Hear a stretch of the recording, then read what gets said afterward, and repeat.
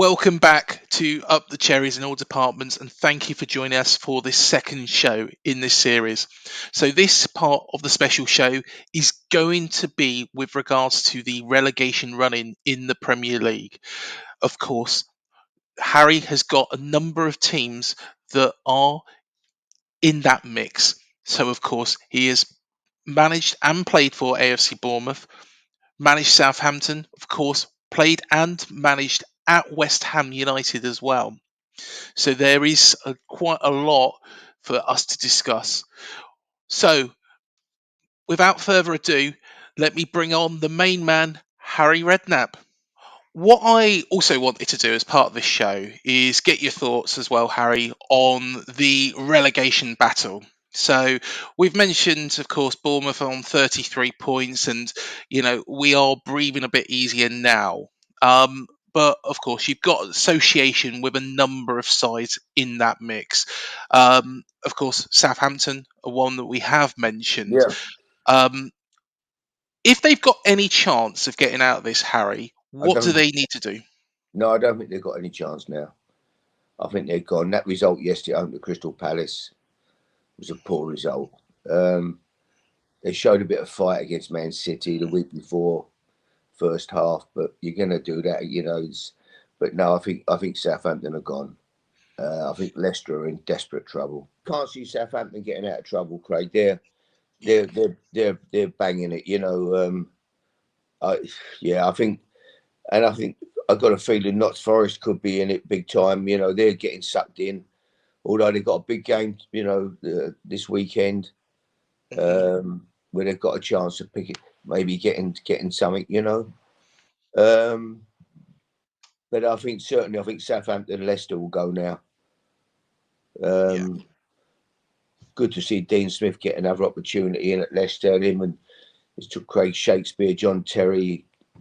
Good, good, good football people, but Mhm. Leicester just look like they're in free fall. I mean, they are just, it's just been amazing how that Vardy is not the same Vardy. What a player he's been, and they've got no goals in them at the moment. They're in real problems.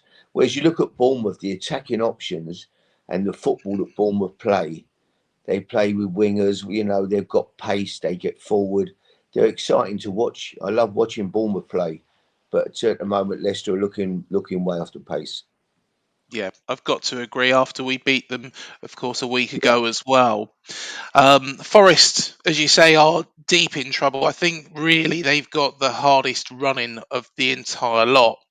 mm. Um, but one of your old teams, West Ham, did Yeah. look like they were going to be in the mix, but they've pulled away from that. And they've got two games in hand as well. Do you think they're safe, considering they've got Declan Rice as well? Yeah, I mean they should be okay, but they've got a tough game today against Arsenal. Yeah. If they get beat by Arsenal, that's no gimme for Arsenal. It's a tough place. West Ham away is never easy, but if they get beaten, they come to Bournemouth next week. West Ham, if they don't pick up a couple of results then or pick up some points, they're two difficult games. Bournemouth. You could Bournemouth here is not an easy game, so West Ham could have a difficult couple of games and could put them right back in the mix again.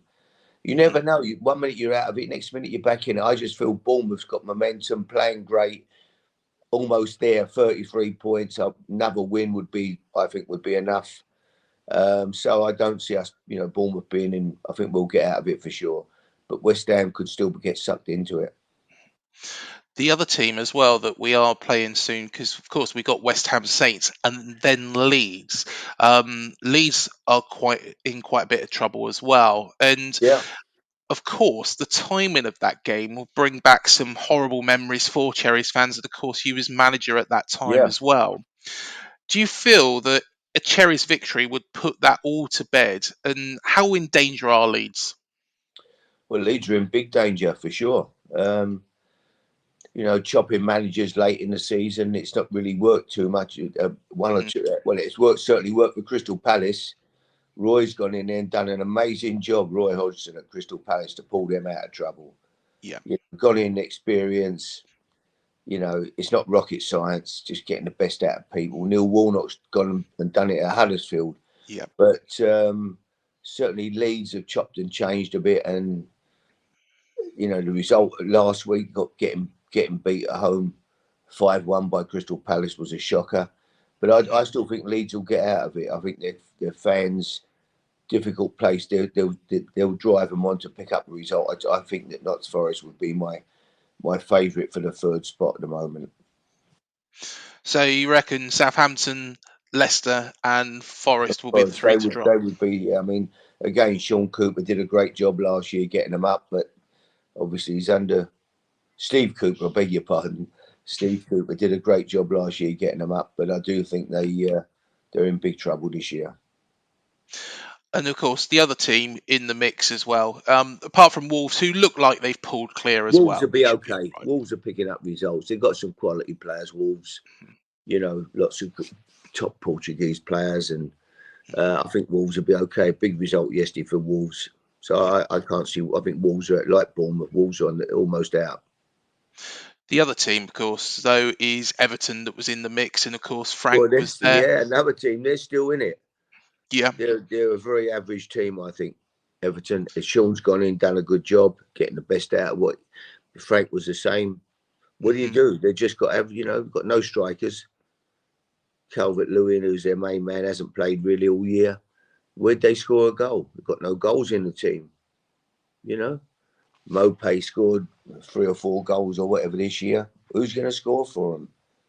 You need people that are going to score if you're going to win football matches.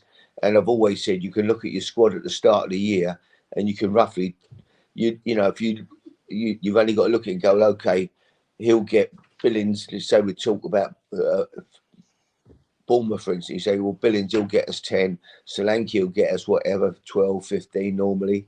Hmm. We got goals from it. He'll get 5. You look at Everton, you can't see anybody getting anywhere near double figures. Their top goal scorer's probably got about 5 goals, I would imagine. So Yeah. they're still banging trouble. Sean will know that. They need a result desperately. And we always said, didn't we, and in the preview, that Frank had such a difficult job there, had Yeah. very little money to spend because of their new ground at Bramley Dock. But do you feel that Frank was on a bit of a hide into nothing there because of the difficulties with regards to finances? Yeah, I mean the team was poor. It wasn't like Yeah. he's walked into a bang average team. Everton's a fantastic football club, great tradition, true, real football, knowledgeable football fans. Mhm. But he's gone in and took over a team. If you look at the team, it's a really average group of players, in my opinion. It's a team. It's a championship team. Yeah. I honestly I can't see a lot in when I look at them. They spent a few quid in. He lost Richarlison, who was their best player probably. But no, I think they'll survive. I think Sean will just about keep them up. But unless they invest this year, which he knows the game. If he gets a bit of backing, then next year they maybe be a bit better. But at the moment they look very ordinary. Before we just move on to the final subject, what I wanted to do was mention, of course, Frank Lampard has recently taken charge at Chelsea. How pleased are you that Frank has got a chance back at Stamford Bridge? Well, I was quite pleased, but the results haven't been very good. Um, Again, the players really they've got to look at themselves. Really, they changed managers. They've had top managers. Tuchel couldn't get a tune out of them. Then they bring in Potter. He can't get a tune out of them. And then Frank's gone in there. I don't know.